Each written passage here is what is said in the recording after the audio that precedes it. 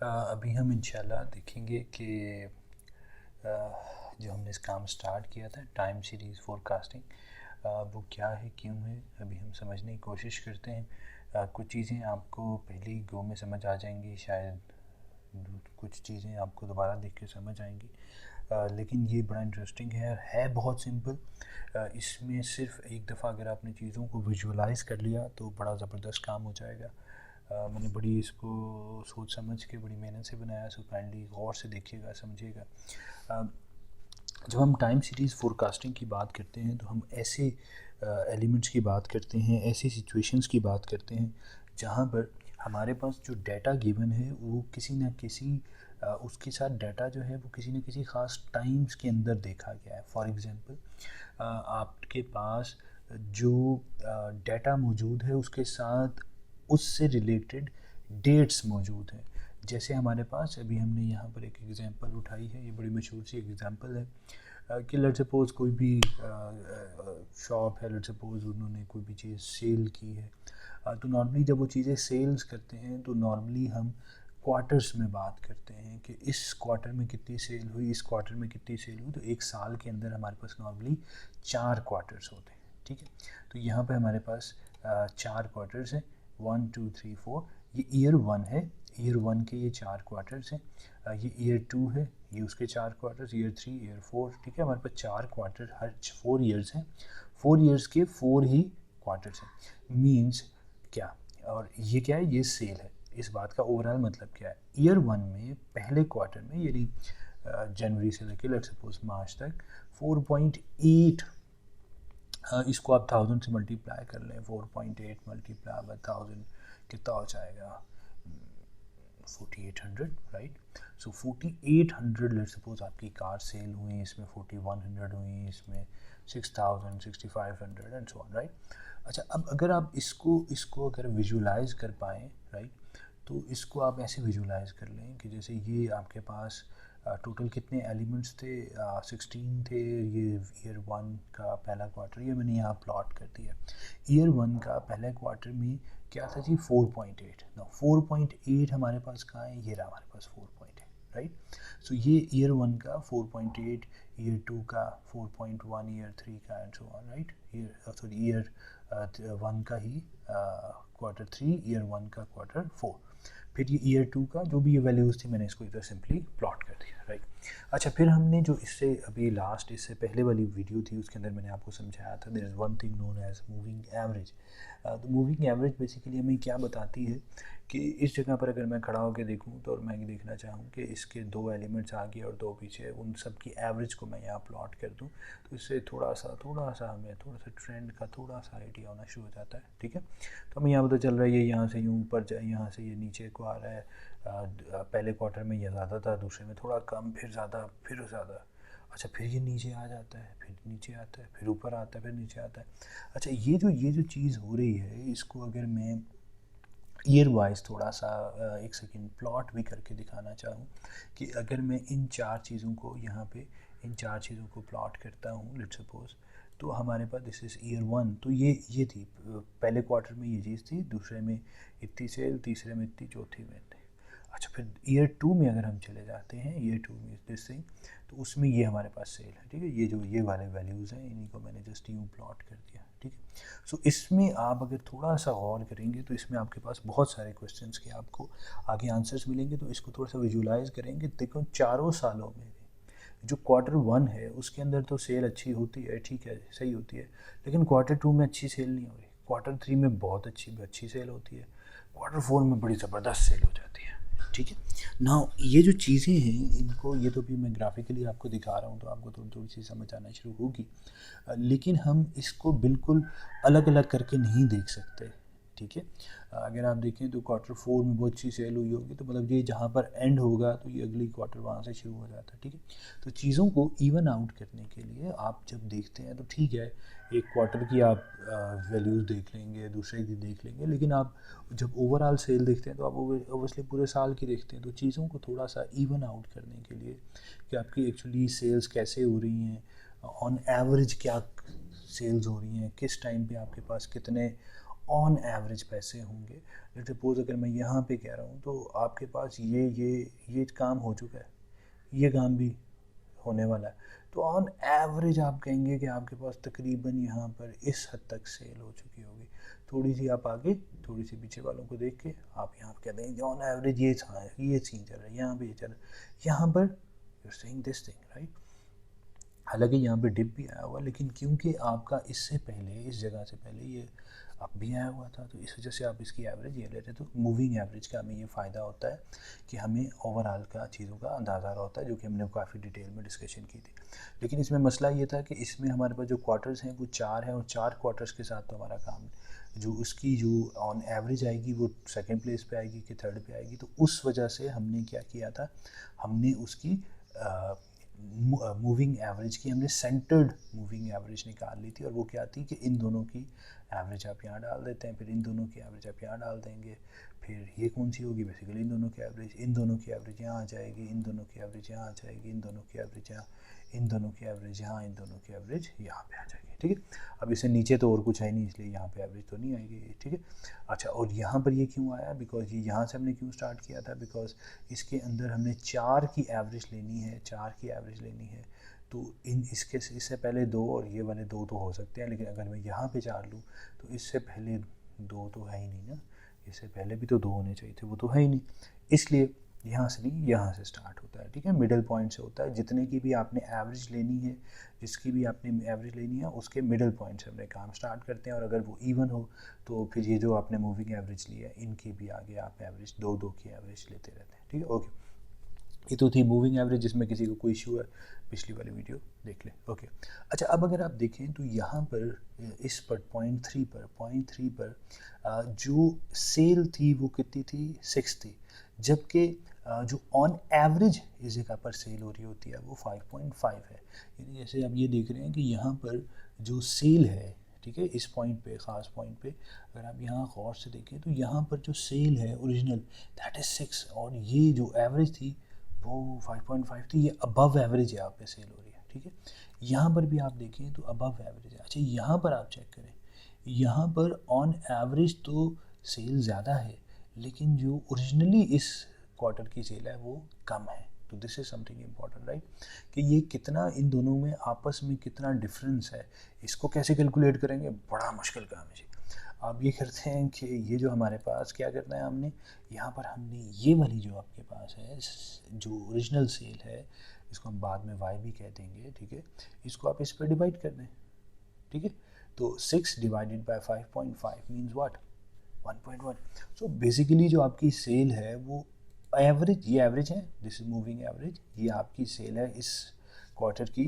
तो इस क्वार्टर में जो आपकी सेल हुई है, इस क्वार्टर में जो आपकी सेल हुई है वो 10% ऊपर ज़्यादा हुई है एवरेज से।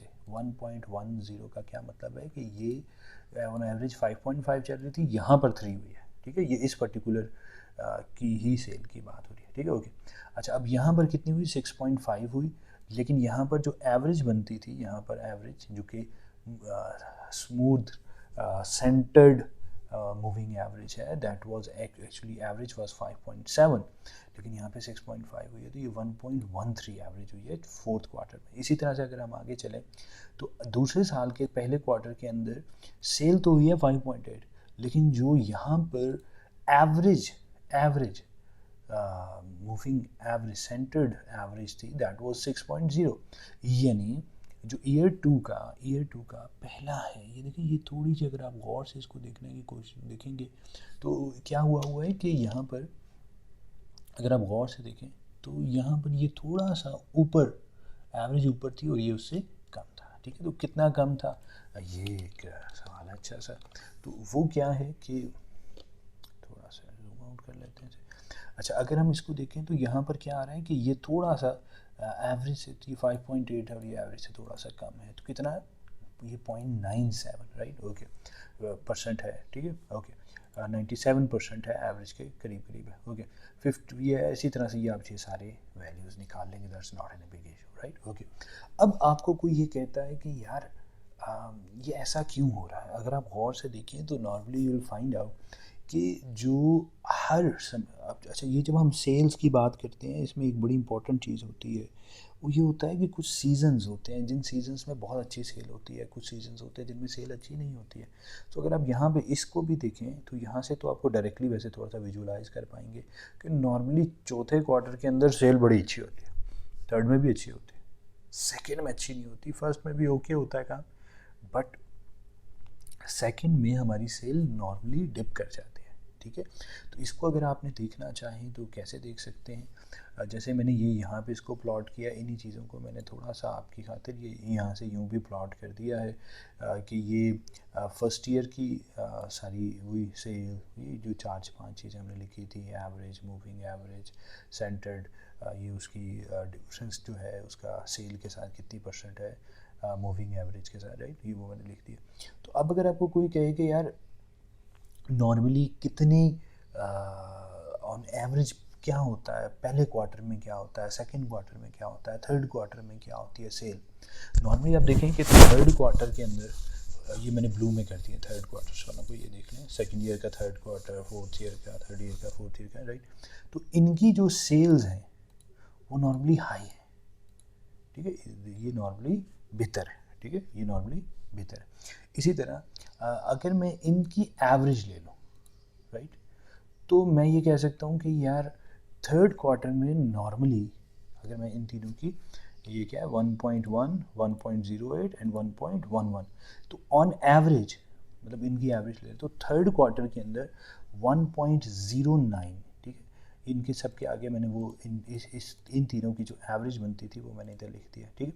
सो इधर भी वही लिख दिया और इधर भी उसके पैरेलल में वो लिख दिया, जो इन तीनों की एवरेज थी, इसकी और इसकी, वो इन तीनों के सामने लिख दिया कि यार थर्ड क्वार्टर में नॉर्मली ऑन एवरेज 1.09, यानी जो ओवरऑल सेल होती है उसमें मेजर पोर्शन इधर से होता है, राइट। अच्छा, फिर हम देखते हैं जो फर्स्ट क्वार्टर होता है उसमें क्या होता है। फर्स्ट क्वार्टर के अंदर पहले ईयर में अगर आप देखें तो पहले ईयर की तो अवेलेबल ही नहीं थी, सेकेंड ईयर में देखें तो 0.97, 0.92 एंड 0.1। तो अगर मैं इसकी एवरेज लूँ, ऑब्वियसली एवरेज लेते हुए जितनी वैल्यूज़ अवेलेबल होती हैं उसके हिसाब से आप डिवाइड भी करते हैं, तो वो बनेगा 0.97, 0.92 एंड 0.91, 0.97, 0.92 एंड 0.91। इसकी अगर आप एवरेज ले लें, ठीक है, तो इन तीनों की अगर आप एवरेज ले लें तो दैट बिकम्स 0.93। इसी तरह जो सेकेंड ईयर में सेकेंड क्वार्टर के अंदर हर ईयर की जो भी सेल्स थी तो वो पहले साल की तो हमारे पास अवेलेबल नहीं थी, दूसरे साल 0.84, फिर 0.84, 0.83, तो on average we can say 0.84 is something कि जो कि सीज़न जो हमारा इसके अंदर क्वार्टर 2 है उसके अंदर नॉर्मली 0.84 जो होती है नॉर्मली एवरेज से 0.84 टाइम जो है वो हमारी यहाँ पर सेल होती है। अच्छा, फोर्थ में इंटरेस्टिंगली देख लेते हैं, फोर्थ में क्या होता है 1.13, 1.16, 1.14, फोर्थ की हमारे पास यहाँ पे अवेलेबल नहीं। तो ये जो तीन हैं इनकी अगर हम एवरेज देखें तो हमें ये पता चल जाता है कि यार ये इन तीनों की जो एवरेज है 1.14 है, राइट। अच्छा, एक सवाल है, ये सारा काम हम कर रहे क्यों हैं? हाँ, ये सारा काम कर रहे इसलिए हैं क्योंकि हम ये देखना चाहते हैं कि इस डेटा की बुनियाद पे हम ये फाइंड आउट करना चाहते हैं कि यार 5वें साल क्वार्टर 1 में, क्वार्टर 2, क्वार्टर 3 और क्वार्टर 4 में क्या सेल्स होंगी, राइट। हम ये प्रिडिक्ट करना चाहते हैं, रिमेंबर दिस थिंग, राइट। सो इसको हमने प्रिडिक्ट करना है, ठीक है। सो हमें क्या पता चल रहा है, अब हमने ये अंदाज़ा लगाया इस सारी कहानी से कि हमें जो नॉर्मली जो फर्स्ट क्वार्टर है उसके अंदर 0.93, ठीक है, ये मैं फिर इधर चला जाऊँ 0.93, सेकेंड क्वार्टर के अंदर 0.84, थर्ड के अंदर 1.09 एंड इसके अंदर 1.14। ये हमारे पास नॉर्मली इस हिसाब से हमारी सेल होती है, ठीक है। टोटल अगर मैं सेल को 4 कंसिडर कर लूँ तो 4 में से मतलब 4 रुपये आपके बिकते हैं तो 1.14 क्वार्टर 4 में बिकते हैं, सेल होती है, 1.09 इधर, 0.84 इधर और 0.93 इधर, ठीक है। तो ये हमारी इस तरह से सेल का पैटर्न ये है, नॉर्मल सेल का पैटर्न है, ऑन एवरेज बात हो रही है, ठीक है। हर एक के अंदर क्या था वो तो हमने यहाँ लिख दिया है, लेकिन ऑन एवरेज क्या होगा, वो मैंने जो इधर 4 थे वही 4 इधर रिपीट हुए हैं, फिर वही 4 इधर रिपीट हुए हैं, वही 4, और कैसे कैलकुलेट हुए हैं, कुछ भी नहीं किया हमने यार, इन चारों को फिर इन चारों को यूँ पैरेलल में लिख दिया और इनकी एवरेज ले लिया, नथिंग अदर देन दैट। ठीक है जी, ओके। अच्छा, अगर मैं इन सबको देखूँ, ये जो हमारे पास यहाँ पर ये चीज़ आ रही है, इस बात से हमने सीखा क्या, हमें ये पता चला कि यार नॉर्मली सेल यहाँ से यूँ जाती है, यूँ जाती है, यूँ जाती है, यूँ जाती है, बट इसको हम इसके अंदर क्या मसला क्या है कि ये सीज़न के हिसाब से, सीजन्स की वजह से कहीं पीक आ रहा है, डिप आ रहा है, डिप आ रहा है, तो हम इसको थोड़ा सा, जैसे कहते हैं ना जी कि कोई आपको ये कहे कि यार ये वाला जो पोर्शन है ये, राइट, इस पोर्शन के अंदर कहीं ऊपर है, कहीं नीचे है, तो अगर हम इसकी बजाय, ठीक है, इस चीज़ को हम थोड़ा सा इस हिसाब से अगर मैं कर सकूं कि ये जो इतना ऊपर, ये ऊपर या नीचे जा रहा है, मैं एक सेकंड इसको उठाऊँ, और ये अगर मैं यूँ लिख सकता, थोड़ी ये करीब करीब होती, मतलब कि ऑन एवरेज आउट होके आ रहा होता, ये सीज़न वाली कहानी मुझे नहीं चाहिए कि सीजन्स की वजह से क्या इम्पैक्ट हो रहा है। यार ठीक है, अभी आपको लग रहा है यार इस सीज़न में अभी बड़ा काम हो रहा है, अगर अब खजूरें, अभी इधर सपोज ये रमज़ान का मौसम चल रहा है, इसमें खजूरें बहुत बिक रही हैं, तो आप ये एक्सपेक्ट करना शुरू कर दें यार बहुत बिक्री हो रही है, इसका मतलब है हर दफ़ा ही बहुत बिक्री हो रही है। नहीं भाई, रमज़ान का मौसम निकलेगा तो अभी उसके बाद खजूरों के सीज़न जो वो उसकी बिक्री है वो कम हो जाएगी, तो वो जो चीज़ है उसको हम ज़रा थोड़ा सा बाहर निकाल के, वो बहुत ज़्यादा खुश हो जाना या बहुत ज़्यादा नाराज़ हो जाने से बचना चाहते हैं, तो उसको हम कैसे करते हैं, वो हम काम ऐसे करते हैं कि हम इसमें से सीजनैलिटी को निकाल रहे हैं। और वो कैसे निकाल रहे हैं, हम कह रहे हैं यार देखो, टोटल जो आपकी सेल होनी है इस साल फॉर एग्जांपल, वो ये होनी है 4.8 से 4.8 4.16, अगर मैं उसको देखूं तो ये 4 थे, तो अब अगर मैं ये कह रहा हूँ यार हमारी जो सेल हुई है वो 4.8 हुई है, ठीक है, इधर 4.8 हुई है, और हमारी एक्सपेक्टेड कितनी थी, 0.93 थी, ठीक है, जो ओरिजिनल सेल होनी चाहिए उसके मुताबिक ये 0.93 होनी चाहिए, यहाँ पर ये 1.09 हो रही है, ये 6 हो रही है, यहाँ पे 6 हो रही है, ये 1.10 हो रही है, तो यार आप इसको यूँ देख लें कि एक्चुअली ये बेसिकली आपकी ओरिजिनली, अगर इसका आप सम निकालें तो इसका सम बनता है 21.4, राइट, और इसका अगर आप सम निकालेंगे वही 21.24 के करीब वही चीज़ बन जाएगी। ये मैंने क्या निकाला, ये निकाला गया, ये मैंने कहा जी इन दोनों को आप आपस में मल्टीप्लाई कर लें कि ये जो सीज़न था आपका, इस सीज़न के अंदर नॉर्मली ओवरऑल कितनी सेल हो जाती है, नॉर्मल जो सेल है उसके हिसाब से ये 0.93% सेल होती है, तो ये 4.8 को हमने कन्वर्ट कर दिया, इसको 4.8 को 0.93 के साथ कन्वर्ट कर दिया, तो आप एक किस्म का समझे कि यार 5.15, यानी इसको हमने जो सीज़न की वजह से अप या डाउन आ रहे हैं उनको हमने एवरेज आउट किया। कैसे किया, हमने ये निकाला कि हमारी सेल का 0.93% इधर होता है, 0.84 इधर, 1.09 इधर, 1.14 इधर, कंसिडरिंग कि इन सब का सम 4 आ रहा है, राइट, ओके। सो आप ये कह सकते हैं यार यहाँ पर अगर मेरी 0.93 सेल हुई है, मैं आसान अल्फाज में रिपीट कर रहा हूँ बात, यहाँ पे 0.93 मेरी सेल हुई है, इसका क्या मतलब, 0.93% होनी चाहिए थी। 4.8 को आप ओवरऑल के हिसाब से देखेंगे तो आप कहेंगे यार हाँ 5 हम सही जा रहे हैं, ठीक है, 5.15 एक किस्म की आप समझें, क्योंकि यहाँ पर अभी 0.84 है, ये 4.89 आ रही है, इसको 4.1 नहीं, आप इसको समझे 4.89 हुई है, क्योंकि हम पॉजिटिव ही जा रहे हैं। 6 है, 1.09 है, ये इसको आप कंसिडर करें 5.49, तो ये बेसिकली इन सब को एवरेज आउट हो रहा है कि हाँ उसे अंदाज़ा हो रहा है कि यार इस साल मेरी टोटल सेल कितनी होनी है।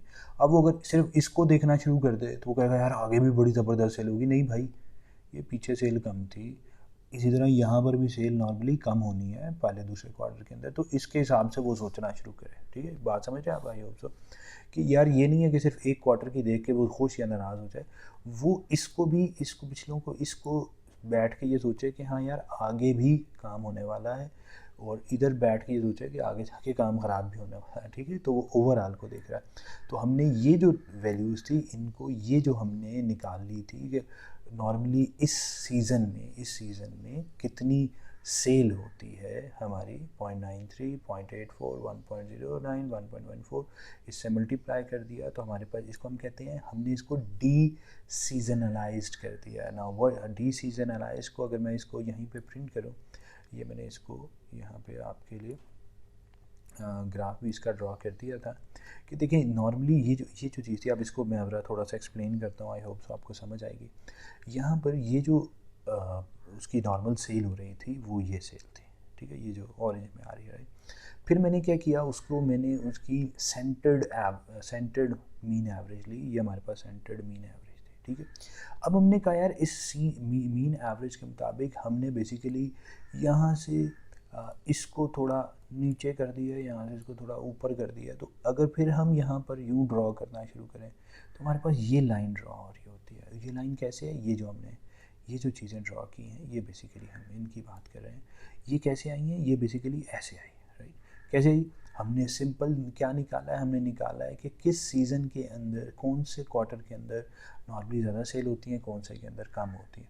तो we are okay with this thing, now we are sure कि यार इस क्वार्टर में ज़्यादा होगी, इस क्वार्टर में कम होगी। उसके मुताबिक आप क्या करेंगे, उसके मुताबिक आप इन चीज़ों को इवेल्युएट करते हुए 4.8 पे परेशान ना हो, उसके ऊपर आप समझे कि आप ठीक जा रहे हैं यार, मतलब बेहतर ही जा रहे हैं।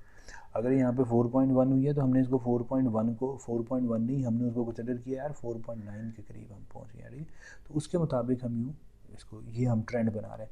तो ओवरऑल बेसिकली तो सीज़न वाइज देखें तो ये यूँ ज़्यादा ऊपर नीचे हो रहा है, बट अगर आप देखें तो इस बंदे के पास कैश कितना पड़ा होगा, ये इतना होगा, नॉर्मली इतना होगा, इतना, ठीक है। ये ओवरऑल यहाँ के हिसाब से प्लीज़ काइंडली मत सोचिएगा, यहाँ के हिसाब से कहीं सोचिएगा यार यहाँ से इसके पास ये सेल्स होती हुई आ रही है, ठीक है। So you will get the point, right. So ये हमने डिसेंट्रलाइज कर लिया, राइट।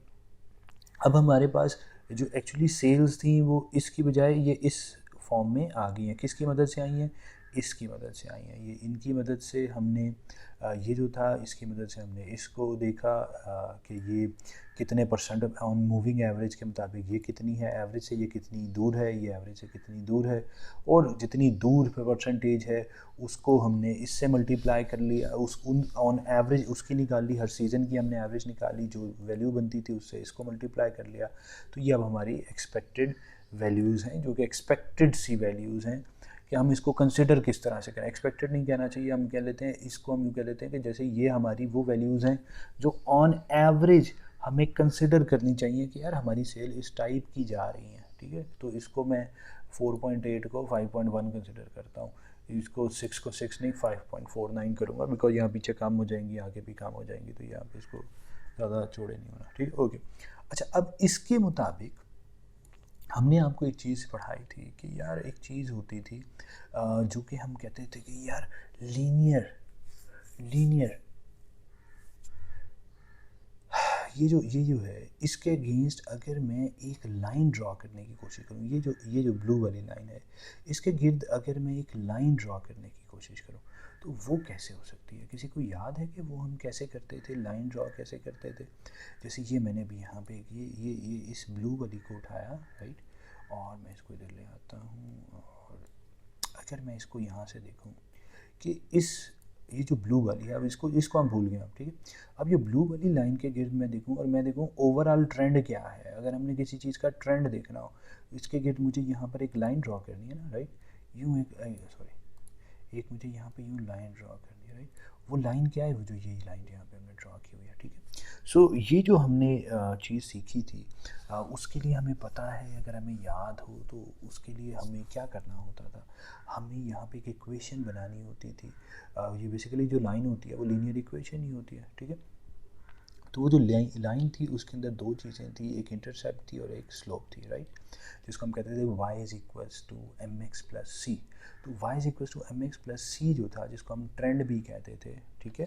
तो वो कैसे निकाला जा सकता है, उसका वो पूरा प्रोसेस आपको पता है। इस चीज़ को मद्देनज़र रखते हुए, ठीक है, आपने इसका y is equals to M x plus C निकालना है। इसमें जो x है वो ये वाली वैल्यू है, ठीक है, ये जो आपकी 1 2 3 4 5 6 7 8 9, ठीक है, ये जो वैल्यूज़ थी ये आपकी x वैल्यूज़ हैं, राइट। इसका आपने इस सीरीज़ का आपने बेसिकली निकालना है, इस सीरीज़ को आपने बेसिकली प्लॉट करना है। जो हमारा लास्ट टॉपिक था उसके मुताबिक उससे आपने एम एक्स प्लस सी, यानी ये जो स्लोप था दैट इज़ m, एंड ये जो ये था सी था इंटरसेप्ट, ये आपने निकाल लेना है। तो उसके मुताबिक अगर हमें पता हो तो इक्वेशन क्या होती थी, y is equals to M x plus C, right. तो उसकी मदद से हम क्या निकाल लेते थे, हमारे पास वैल्यूज़ आ जाती थी। तो हमारे पास यहाँ पर x की वैल्यू 1 है और जो c है उसकी वैल्यू क्या है हमारे पास जी, एनीवन जी, c की वैल्यू है 5.09। तो ये बन जाएगा for example for first element this will become sorry y is equal to M x plus C है, ठीक है। तो अब अगर हमारे पास x की वैल्यू, m की वैल्यू क्या है, m की वैल्यू है 0.14 और x की वैल्यू क्या है पहली दफ़ा के लिए 1 प्लस c की वैल्यू क्या है 5.09, ठीक है। तो इससे जो भी हमारे पास आंसर आएगा दैट विल बी समथिंग, अब ये मैंने क्योंकि वो वैल्यूज़ एग्जैक्टली नहीं लिखी, तो अगर मैं एग्जैक्टली वैल्यू लिख देता तो हमारे पास सही वाला आंसर आ जाता। तो इससे हमारे पास क्या आ जाएगा, ये वाला x की वैल्यू आ जाएगी, ठीक है। सॉरी ये ट्रेंड वाली ये वाली वैल्यू आ जाएगी, ठीक है। सो अगली दफ़ा में ये नहीं बनेगा।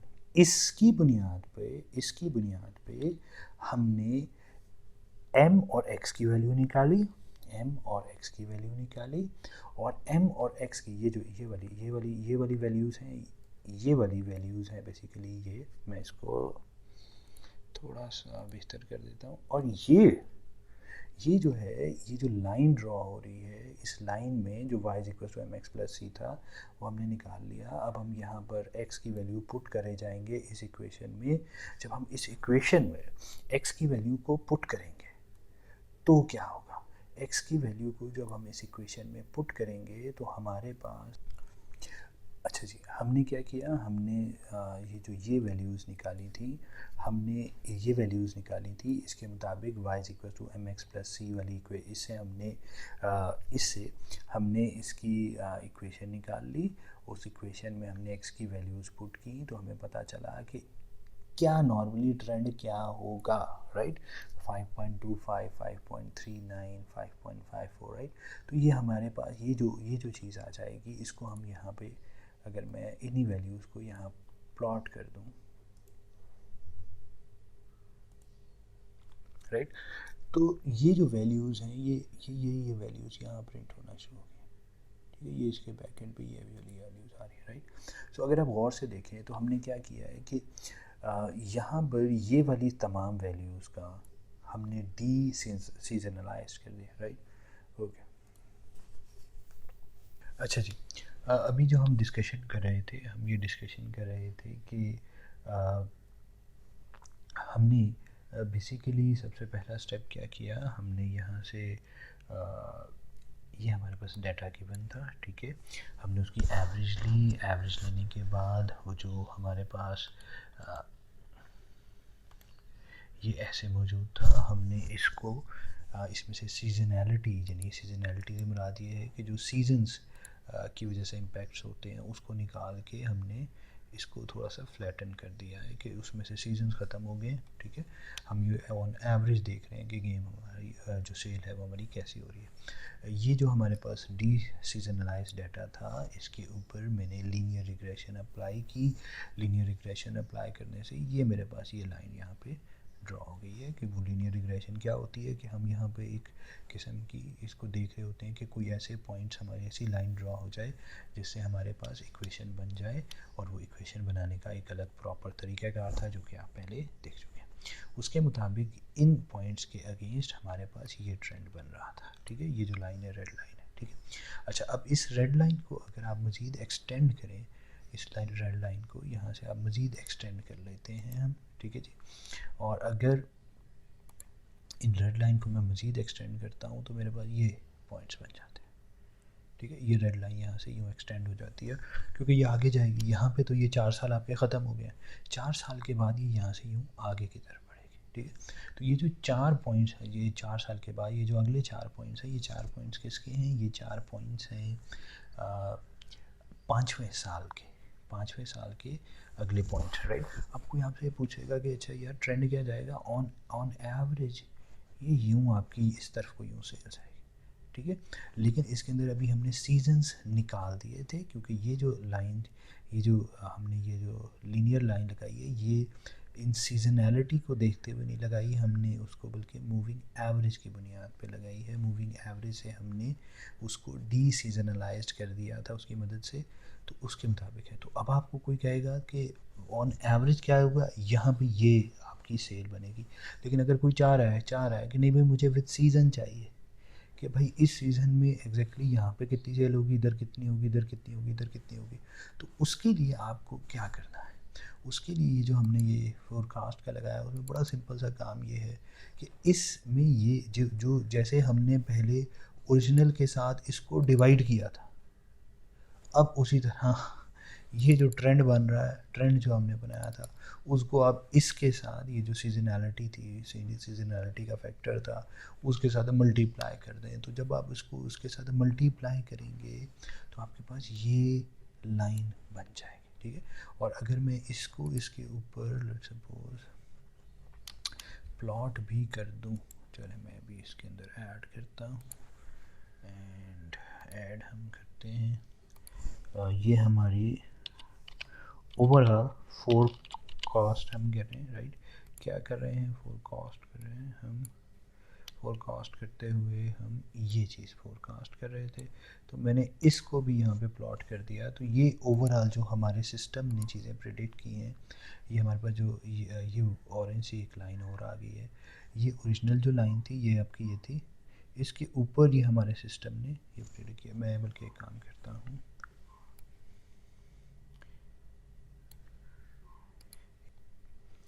अच्छा ये हमारे पास ओरिजिनल था, ठीक है। और जो अब हमने प्रिडिक्शंस की हैं, जो हमने अभी तक प्रिडिक्शंस की हैं, वो हमारे पास ये प्रिडिक्शन थी, ठीक है। अब मैं प्रिडिक्शन को इसके अंदर डाल रहा हूँ, ठीक है।